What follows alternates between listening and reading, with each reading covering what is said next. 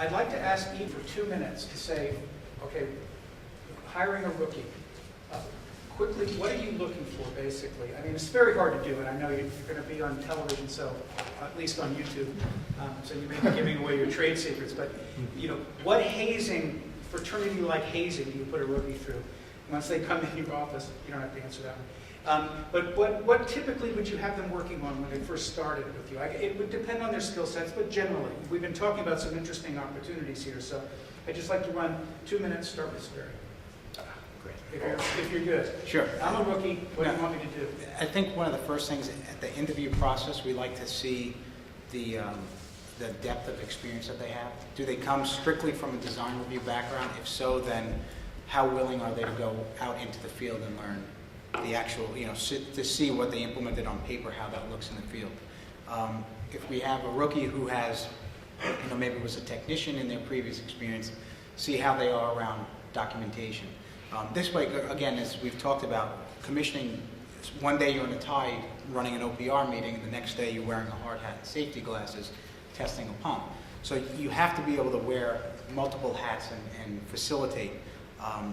As far as things I personally like to look for, of course, communication is important.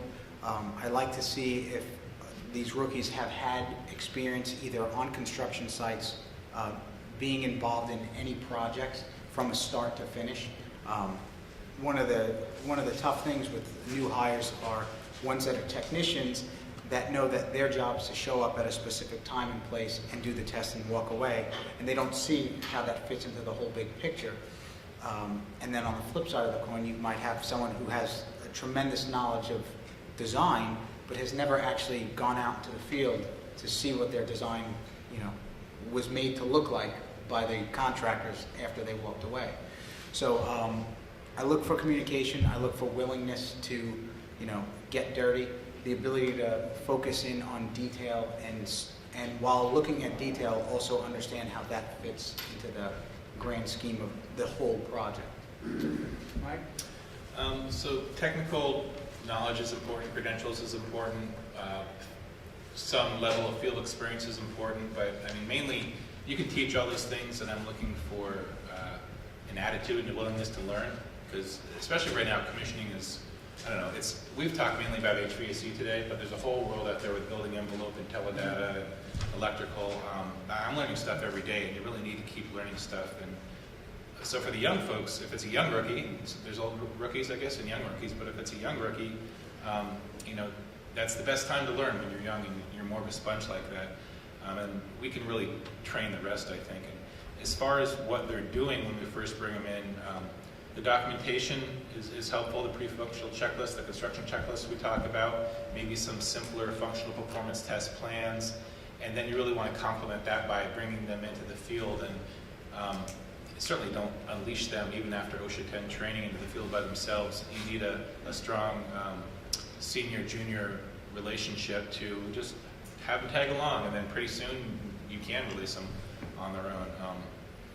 Just sit in on meetings, learn, and as long as you can include them in some of your activities, and maybe you're a note taker, or they're helping you keep track of issues or whatever, that's all great learning experience, and trains them to be able to do that on their own.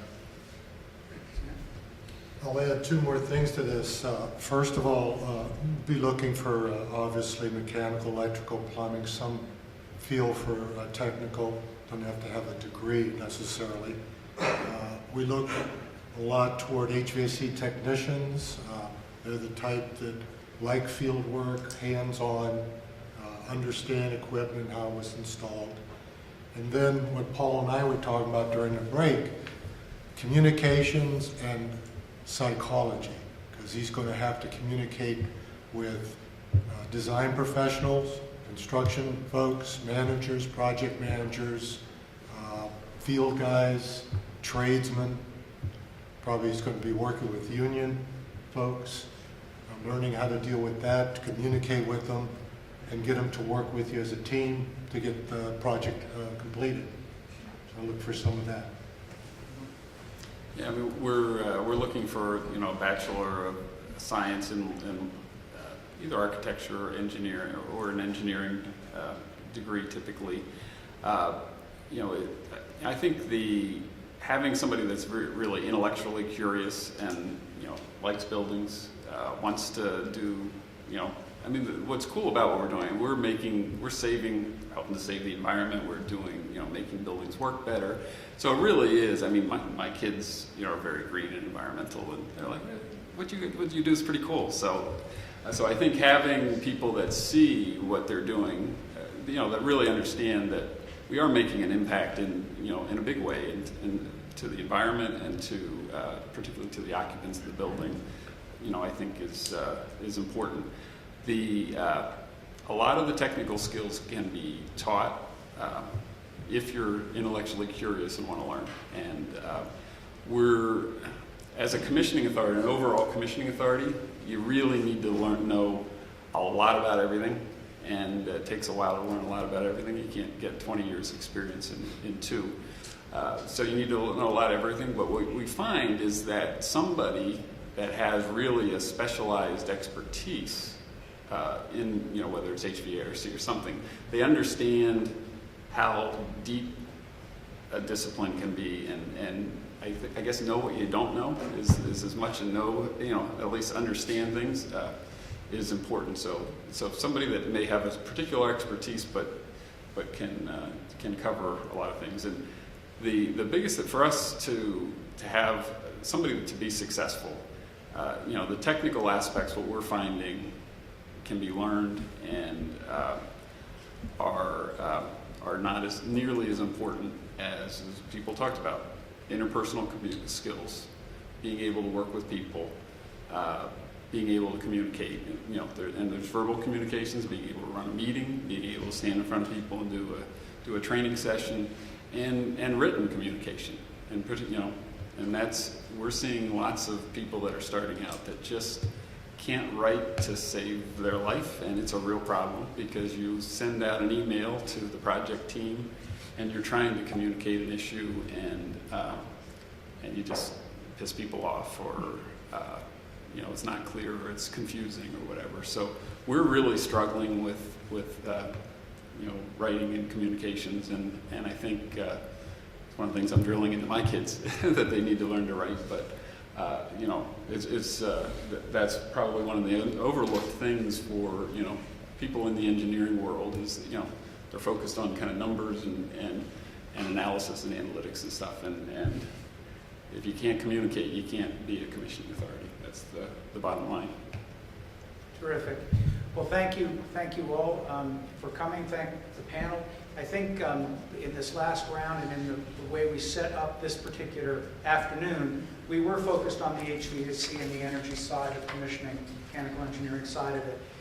It is a profession that's broadening, and in terms of, I think what the panel was suggesting, it's just getting more interesting. There's more responsibility, there's more areas that are being subject to commissioning or thinking about commissioning. I think that you look at the evolution of buildings over the last 20 or 30 years from a focus, I think, on energy efficiency to beginning to look at green, which is sort of more issues than just energy efficiency, broadens the scope out. When you really start looking at what makes a building work, you've got to add all this stuff, not just the HVAC, but particularly the IT and other aspects of it, plus structure, plus resilience. Eventually, I mean, I think that'll all get commissioned. It'll all be part of, does this actually work as a system? It's just getting more and more sophisticated. So for the rookies out there, you know, based on what these guys said, not only are there opportunities right now, but I think those opportunities are going to grow and deepen as the definition of commissioning continues to expand over time. So with that, I'd like to thank you all and close this session. Thank you.